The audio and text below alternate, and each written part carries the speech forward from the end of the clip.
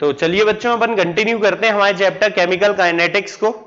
इसके पहले हमने लास्ट लेक्चर में रेट कांस्टेंट के बारे में डिस्कस किया था और हमने समझा था effect of temperature on rate constant, और उसके लिए हमने अर्हेनियस इक्वेशन वगैरह भी डिस्कस कर लिया था। आज हम बहुत इंपॉर्टेंट टर्म की बात कर रहे हैं, खास करके ये टर्म आपके बोर्ड एग्जाम के लिए ज्यादा काम की है और इससे बेटा नीट वीट में सवाल आए ऐसी चांसेस बहुत कम है ना, मतलब प्रोबेबिलिटी बहुत कम। पहले आते थे सवाल लेकिन अब नहीं आते इस टाइप के सवाल। तो टेम्परेचर कोफिशिएंट की बात करेंगे हम। टेम्परेचर कोफिशिएंट क्या होता है, सबसे पहले इस बारे में हमें समझना है।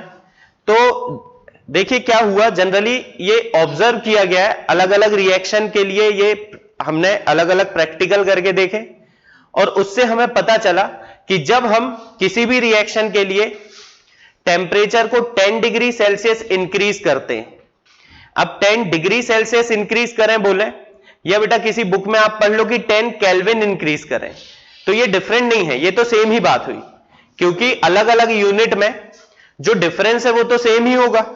तो इसीलिए जब जब हम टेम्परेचर को 10 डिग्री सेल्सियस इंक्रीज करेंगे तो rate of reaction generally double हो जाएगी और कभी कभी ट्रिपल हो जाएगी, ऐसा देखा गया है।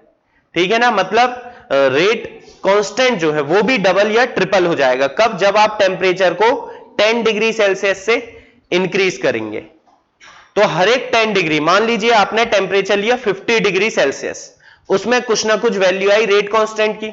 अब आपने 50 से जैसे ही 60 किया तो रेट कांस्टेंट डबल हो गया। रेट कांस्टेंट डबल हुआ मतलब रेट ऑफ रिएक्शन भी डबल हो गई, ये रेट लॉ से हम बता सकते हैं। ऐसे ही बेटा फिर 60 से 70 जैसे ही किया ना तो फिर डबल हो गया, रेट कांस्टेंट फिर से डबल हो गया, रेट ऑफ रिएक्शन भी फिर से डबल हो गई।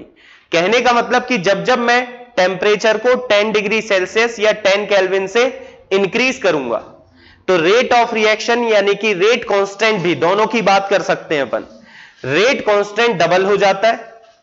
तो रेट कांस्टेंट की दो वैल्यू हमें मिलेंगी। पहली वैल्यू मिलेगी जो टेम्परेचर हमने नॉर्मल लिया है वो, मान लीजिए मैंने टेम्परेचर लिया T डिग्री सेल्सियस, एक रिएक्शन में करा रहा हूं T डिग्री सेल्सियस में, उसमें हमें रेट कांस्टेंट की कुछ ना कुछ वैल्यू मिलेगी। चलिए थोड़ा सा इसको अपन लिख करके समझते हैं। मान लीजिए मेरे पास टेम्परेचर है T डिग्री सेल्सियस, ठीक है ना। इस T डिग्री सेल्सियस के लिए रेट कांस्टेंट की कुछ वैल्यू है, let's it is KT। This is rate constant at T degree Celsius. चाहो तो स्मॉल t लिख लो या आप कैपिटल T भी लिख सकते हो, कोई दिक्कत की बात नहीं है ना। तो T डिग्री सेल्सियस में रेट कांस्टेंट क्या ले लिया हमने, KT। अब हमने टेम्परेचर को 10 डिग्री सेल्सियस इंक्रीज किया, 10 डिग्री सेल्सियस या 10 केल्विन बात एक ही होगी है ना। तो हमने क्या किया, टेम्परेचर T से T+10 किया। जैसे ही हमने T से T+10 किया, 10 डिग्री इंक्रीज किया, तो हमने देखा रेट कांस्टेंट कुछ मिला मुझे, ये मिला KT+10। देखिए KT का मतलब क्या हुआ यहां पर, rate constant at T degree Celsius temperature, and KT+10 का मतलब क्या हुआ, rate constant eight T+10 degree Celsius. तो ये जो अलग अलग रेट कांस्टेंट की वैल्यू आई है मेरे पास, इन्हीं के रेशियो को हम बोलते हैं क्या, टेम्परेचर कोफिशिएंट।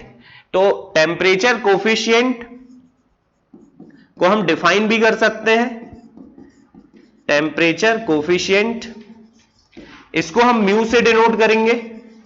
किससे करेंगे, म्यू से।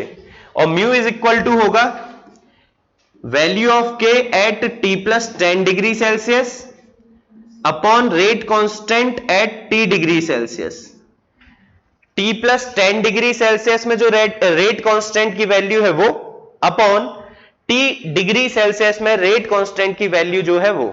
इसी रेशियो को हम क्या बोलते हैं, टेम्परेचर कोफिशिएंट। और टेम्परेचर कोफिशिएंट को यहां पर हम म्यू से डिनोट करते हैं। फिर तो पहले इसके बारे में थोड़ी बहुत थ्योरेटिकल बातें अपन लिख लेते हैं। पहली बात तो क्या, हमने ये समझा कि ऑन इंक्रीजिंग टेम्परेचर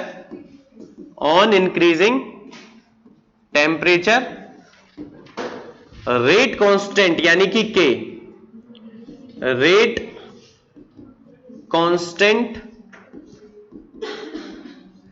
जिसे हम यहां पर K से डिनोट कर रहे हैं, ये क्या होगा? इंक्रीज होगा, इंक्रीजेस, ठीक है ना? And it is observe that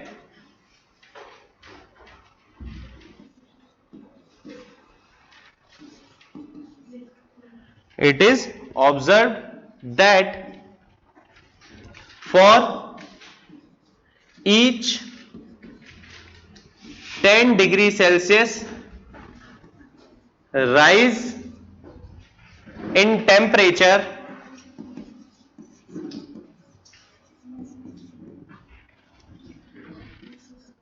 the value of rate constant becomes कितनी हो जाती है? डबल और ट्रिपल। कितनी हो जाएगी बेटा? या तो डबल हो जाएगी रेट कांस्टेंट की वैल्यू, या तो ट्रिपल हो जाएगी। कब? जब मैं 10 डिग्री सेल्सियस टेम्परेचर इंक्रीज करूंगा। तो यहां से हम टेम्परेचर कोफिशिएंट की डेफिनेशन लिखते हैं। टेम्परेचर कोफिशिएंट क्या बनेगा? Temperature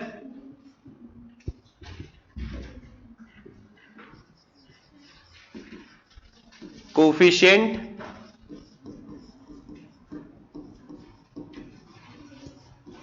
is the ratio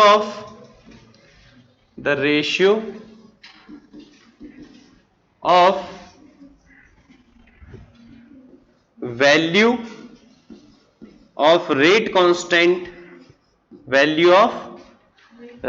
constant at T plus 10 degree Celsius and T degree Celsius। क्या लिखा मैंने? Temperature coefficient is the ratio of value of rate constant at T plus 10 degree Celsius and 10 degree Celsius.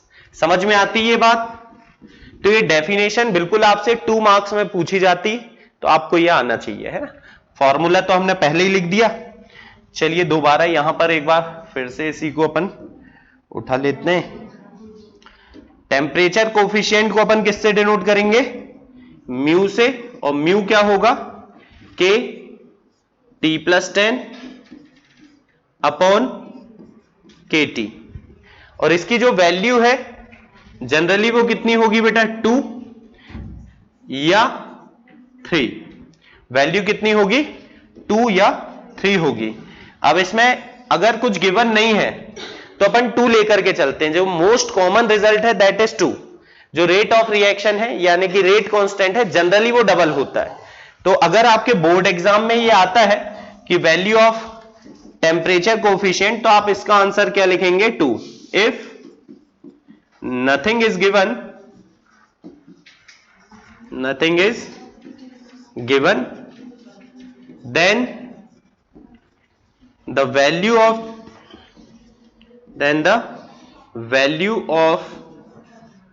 temperature coefficient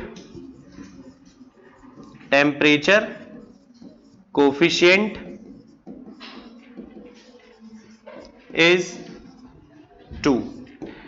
तो ये आपके board exam में 2-3 तरीके से इससे सवाल बन सकते हैं। पहला क्वेश्चन क्या बन सकता है? What is temperature coefficient?